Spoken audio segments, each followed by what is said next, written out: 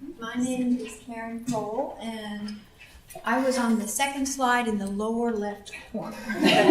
Whizzed by, but that was me. I'm a clinical information specialist, and some people refer to us as clinical librarians, but it always brings a puzzled look to the clinicians that I work with because they really don't understand what I'm doing there. Because I'm not in the library most of the time. I'm most of the time in the area in which they work because I benefit from understanding the context in which their information needs arise.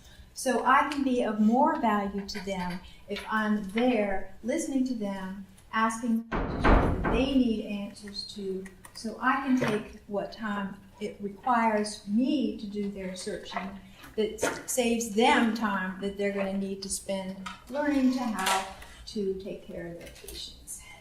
I work primarily with the surgery department, and I attend their case conferences that are held weekly in which they discuss the patients who are going to be operated in the coming week.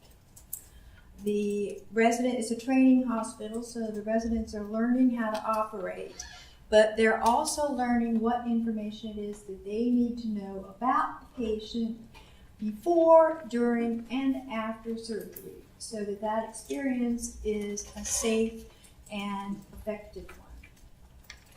It doesn't always work that way. We have Epic now that is going to provide a whole lot easier and faster access to data about their patients that they can look up. It's a new system though, and there isn't a clinician on earth who hasn't protested the adoption of a new clinical information system for them to have to learn and to adapt to in order to do their job. So recently, one of the residents who was on duty in the surgery department got a call from the emergency department. And they had a case who was a patient who had been, who had presented and needed surgery right away. It was a critical situation.